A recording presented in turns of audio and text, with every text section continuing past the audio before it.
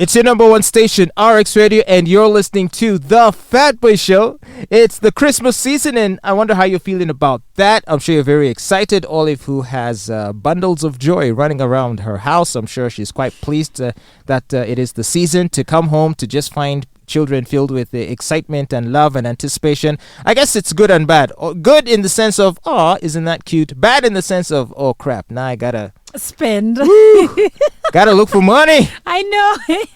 Yeah, that is the downside to it. But the thing about children is that, yes, at the moment when you have to look for the money, it kind of hurts. But then seeing them happy, it is all worth it. It makes it worth it. Yes.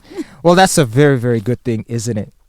I don't know if you heard this, Olive, but a lot of people these days have this thing, like when they travel, they spend most of their time, rather than enjoying the experiences of the place that they're in, they spend most of their time taking pictures and sort of being able to capture, using images, what they are seeing and what they're experiencing.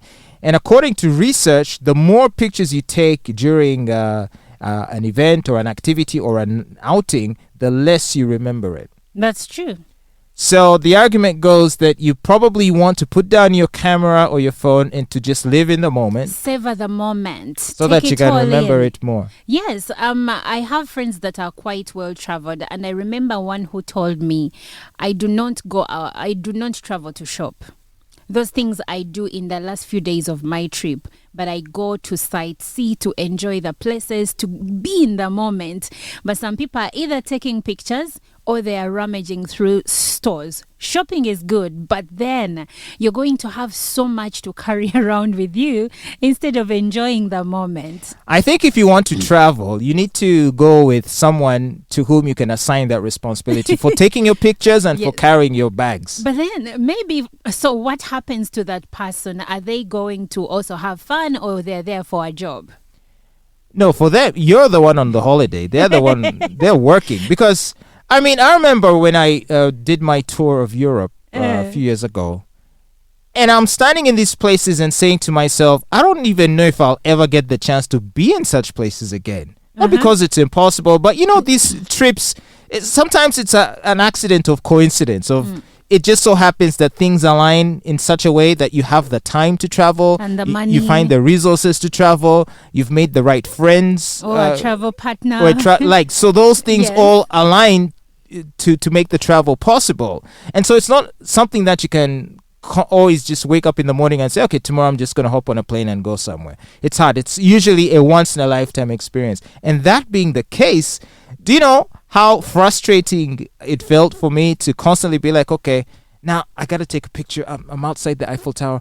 Oh, I'm in front of this cathedral. I'm here. Do you know what I mean? But you do what I do. For me, when I'm in any place and I like it, I'm gonna take a picture, 2 or 3, and then the remaining time, I'm gonna have a good time. It's like people who go, let's say, a show. Yemi Alade was here at Blankets and Wine, and instead of enjoying her performance, you're busy, trying to record it so that you can put it on Snapchat. And and if I ask you, did you have a good time? You're like, yeah, I had a good time. But deep down, you're like, did I really have a good time? Some artists even ban fans from carrying phones into the venue because, I mean, it's ruined the experience. Before, people used to live in the moment, enjoy the performance. Now they're all just trying to film the singer or dancer. Yes, the same thing happens at weddings. There are couples who say, please do not take any pictures. We only want to release the professional pictures. Because sometimes people release pictures. I will never forget the pictures of Pastor Jessica Kayanja when they were renewing their vows. So she wore this beautiful dress,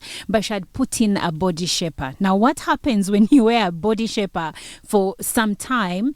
There is a way it tightens around your body, and then it lets the flesh that is not being covered by the shaper to, spill over. And someone took a picture of her back where there was so much damage going on, and it went viral on the internet. So every time I remember her, the renewal of her vows, I remember that dress. And yet, if it would have been left to her, she would have only released the pictures where she looked nice. Yes, the pictures Flattering that to her. flatter. Yes. So some couples are like, please do not take pictures. Please wait for the professional pictures. Like there is a rich man's daughter that got married over the weekend, Lucy Smees or Lucy Bunyenyezi, and she had a magnificent wedding. But all the pictures I've seen are terrible. And Why? Because they're smartphone pictures. And this girl usually has the best makeup, the best dresses. But even her dresses, she changed like 5 times. They're not nicely captured because someone was so quick to share it on Instagram. So maybe knowing that this can happen, now you have to get ahead of it. Like, you have to make sure that your pictures are the ones that flood social media. But those take time. They take time to come out. Because even she herself has not yet posted the pictures of her wedding. And I know they are going to be gorgeous. Too late, because now we've been feasting our eyes on her not so flattering pictures that were posted all over Twitter. From iPhone 6s. I'm kidding. Most of her friends are rich. So probably they have iPhone 14. Who is this lady? Who did she get married to? She got married to a gentleman called Henry Mulira. Mulira's father is an ex-minister, and Lucy's father is he's deceased, but he was a rich guy in Kampala. He was called Ezra Bunyenyezi. Ah, okay. Yeah. Well, wishing them both well as they begin this journey of a holy matrimony. Yes. Wow. The year just, it's almost done. What and have I feel you like done for yourself, Fatboy, this year? This year. Last year was RX Radio. No, actually, RX Radio was 2020. 2020, 2021 was still RX Radio. 2022 has still been RX Radio. I've really not lived a life. I had thought that I'd travel this year. I had been planning to travel somewhere in November. I thought I'd go to Japan, but the plans changed. Okay. So now I have to postpone that yet again. Maybe next year.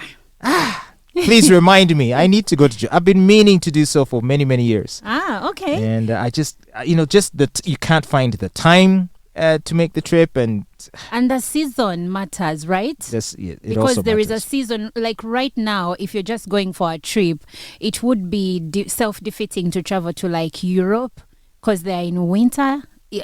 Unless you like winter. But how many Africans that have never traveled would enjoy winter? Well, when I went to Europe, it was during winter, and I enjoyed myself. But you had been in winter before. I did, and I liked wearing the big jackets and the gloves. Me, I would want to go in the summer so that I walk around naked.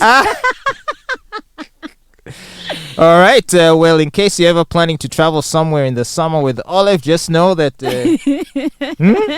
she would prefer to run around in her birthday suit. Quite interesting. Okay. Well, anyway, keep listening to your number one station, RX Radio. This is the Fatboy Show.